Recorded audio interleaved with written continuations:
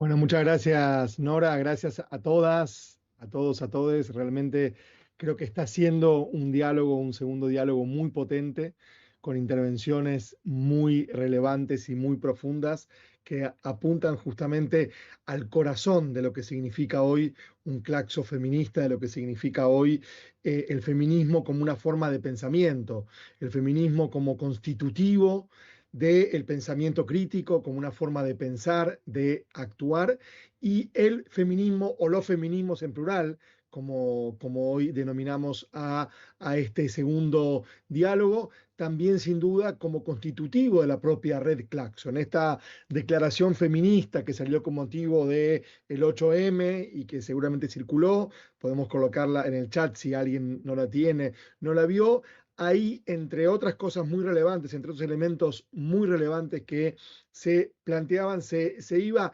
historizando estos momentos de pensamiento, de práctica y de, digamos, acción feminista en Claxo desde los años 80, inclusive uno podría ir un poquito más atrás también, hasta la, digamos, actualidad. Y eso creo que es muy importante en diversas intervenciones. Agradezco todas las intervenciones, vuelvo a decir que fueron muy potentes y bueno, realmente con la mayoría, me animaría a decir que con todas y todos, pero bueno, hay historias diversas con cada una y cada uno, pero digo, con todas y con todos nos unen caminos recorridos, trayectorias, prácticas, experiencias, y ahí coincido fuertemente cuando se decía esto más allá de una confianza personal, que creo que la confianza también es muy importante para construir redes, ¿no? Confianza, empatía, digamos, sororidad, fraternidad, poder, digamos, recorrer juntos y juntas, pero más allá de la confianza, que es uno de los valores que hoy quieren minar la ultraderecha, porque al destruirlo lo colectivo y lo público quieren también minar los espacios de confianza social, pero digo, más allá de las confianzas personales, tiene que ver con trayectorias, tiene que ver con experiencias, tiene que ver con recorridos y con apuestas también, ¿no? Entonces creo que una primera cuestión que me interesaba, digamos, remarcar, o estas dos primeras cuestiones, agradeciendo y compartiendo todas las intervenciones muy potentes que hubo hoy. También comento que esto va a quedar grabado. Hay unas 15 personas mirándolo en YouTube, así que saludamos también a quienes están mirándolo en las redes sociales. Entré a YouTube hace un ratito para ver quienes estaban ahí y hay un grupo también siguiéndolo y luego va a quedar en YouTube. Pero digo entonces, las dos primeras cuestiones tienen que ver con con estos feminismos, con este pensamiento, esta práctica, esta acción feminista constitutiva de Claxo y constitutiva de una forma de pensamiento crítico, ¿sí? Constitutiva del pensamiento crítico y emancipador en América Latina y en el digamos, Caribe, por supuesto. Dentro de esta historia larga de los feminismos en el pensamiento crítico latinoamericano y caribeño y en la red Claxo, creo sin duda que en la actualidad, en la coyuntura, apareció también en muchas intervenciones. Mónica inclusive lo dijo, colocando una frase allí en el chat que creo que nos lleva a pensar en estas cuestiones. Creo que en esta coyuntura hay desafíos, digamos, mucho más importantes o que se, digamos, redoblan o que se reconfiguran justamente ante el avance de las ultraderechas, ante el avance de los neoconservadurismos, de los autoritarismos en América Latina, que uno de los ataques o uno de los campos que más hostiga, que más asedia y que más ataca es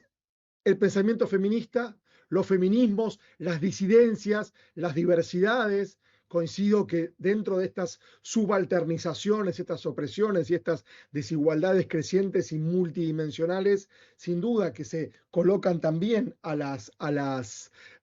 disidencias, a las diversidades, pero digo, lo que tiene que ver con pensamiento de género, con prácticas feministas, son uno de los grupos sociales, de las corrientes, de las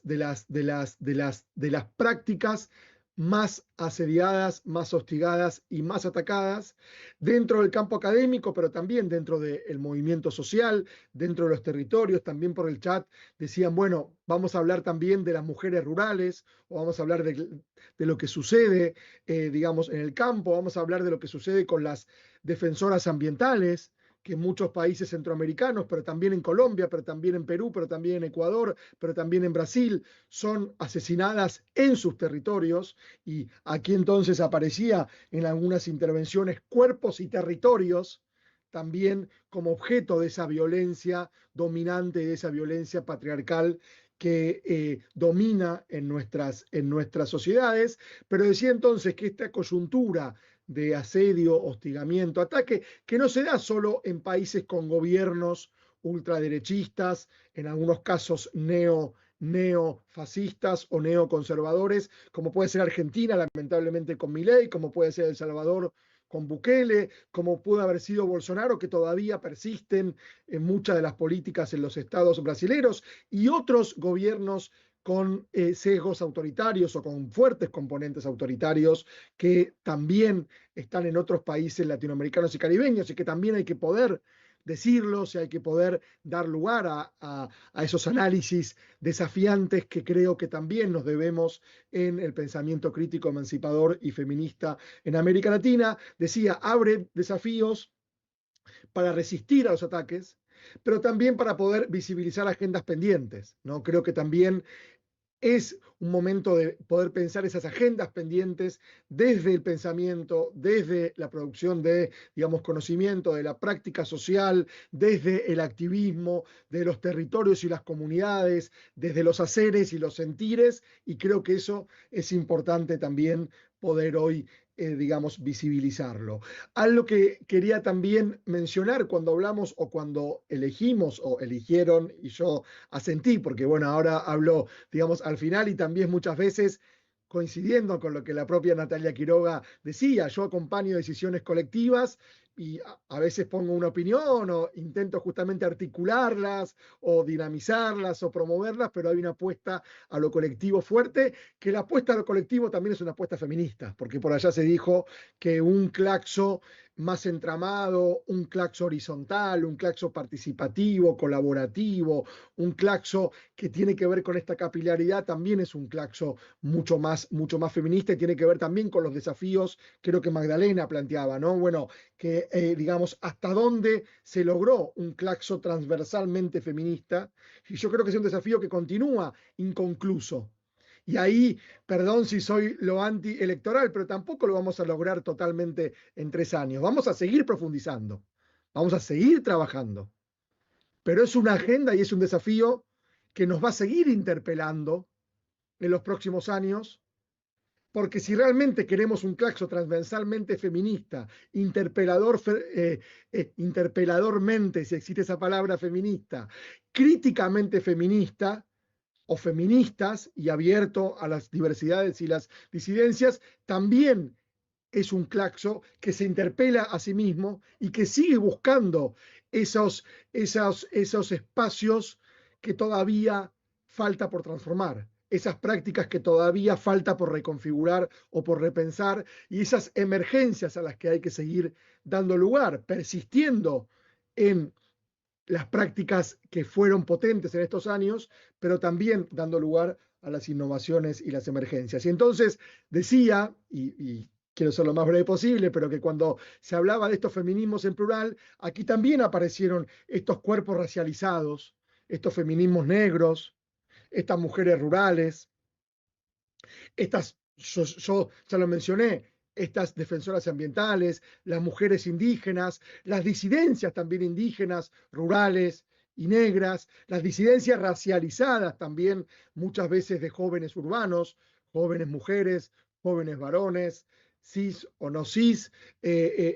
binarias o no binarias, o en sus diferentes, digamos, identidades y autorreconocimientos o autopercepciones. Por eso creo que es muy importante poder pensar en estos feminismos múltiples, en estas mujeres racializadas, en estos cuerpos racializados, y también aparecía por allí el feminismo como una epistemología o como epistemologías diversas.